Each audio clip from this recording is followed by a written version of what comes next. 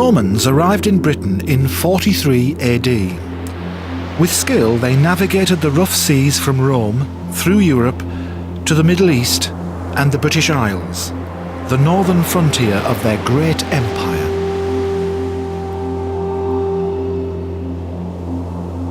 Their legacy lives on. The monumental structure of Hadrian's Wall, with its forts and mile castles, once defended the empire from the barbaric Scots. Their network of roads revolutionized the transportation of goods and people. Stretching the length and breadth of the country, many are still in use today. But were roads the only means of transporting supplies around Roman Britain? What if the Romans also used rivers to supply forts and settlements inland?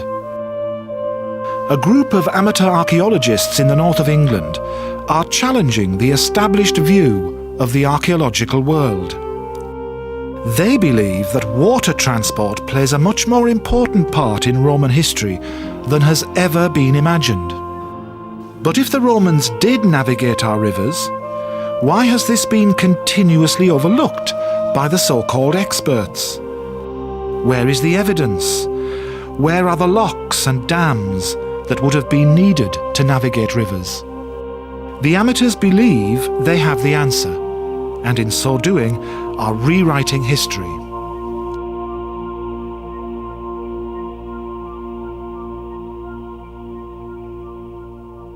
The Northern Archaeology Group was founded 30 years ago by amateur archaeologist Raymond Selkirk.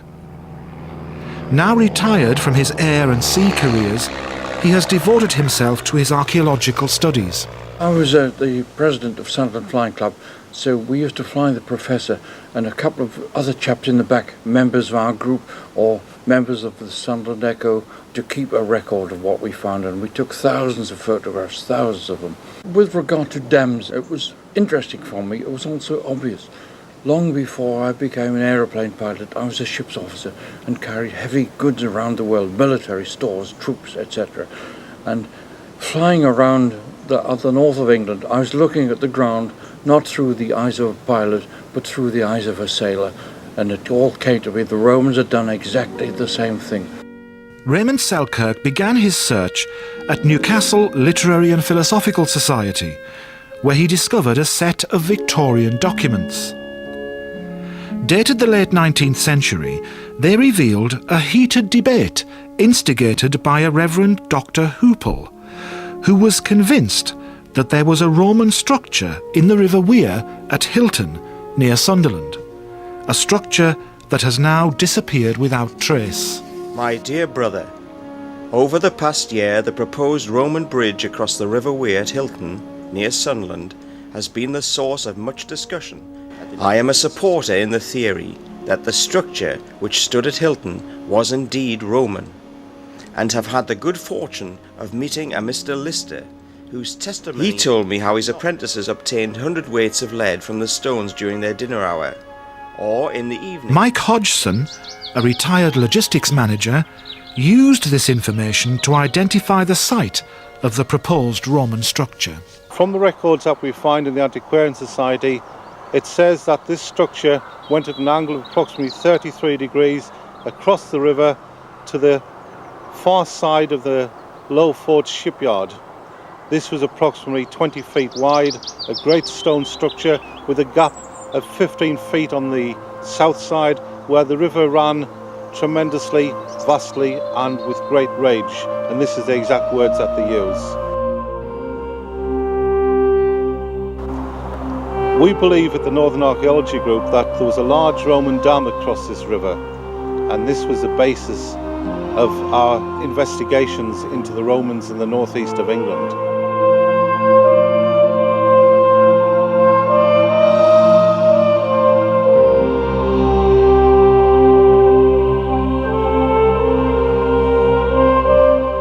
If we could go back in time, what we would see would be a large stone structure across this river. We would see people working on it, constantly maintaining it.